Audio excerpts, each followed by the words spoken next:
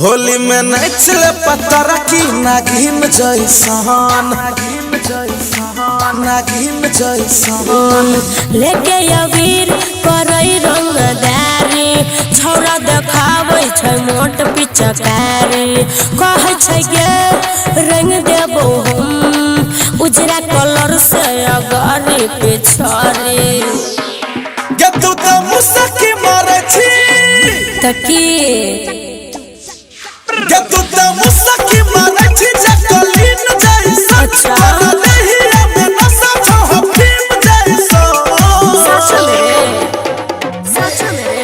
होली में नचले पत्थर की नागिन जैसन होली में नचले पत्थर की नागिन जैसन तो तू नाच रे सन्नू कुमार। फागुन महीना चढ़ गई है छोड़िया का नक्शा बिगड़ गई है फागुन महीना चढ़ गई है छोड़िया का नक्शा बिगड़ गई है आलू चॉप चाउमीन आलू चॉप बर्गर खा के पहले से ज्यादा पसर गई है कमर हिला के दिल धड़का के नखरे दिखा के गोई पगला के और क्या पहले से ज्यादा बिगड़ गई है कच कच आँख छोरा मारे छारे देहिया पर रंगा वाला सारे छारे छोरा दीवाना लागे खुद से बेगाना लागे लहंगा पकड़ कल सारे छारे होली में बलजोरी करे छ तोहर लच्चा का कमरिया आगे बोल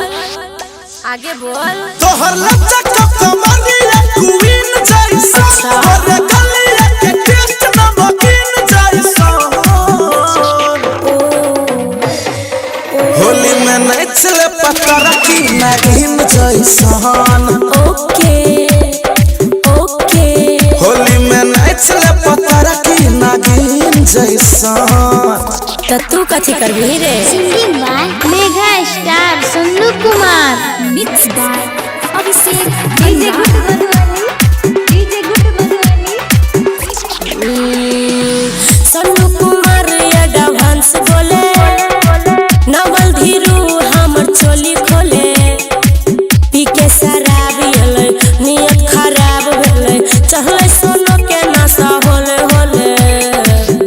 और पिए के तो बाकी छी रे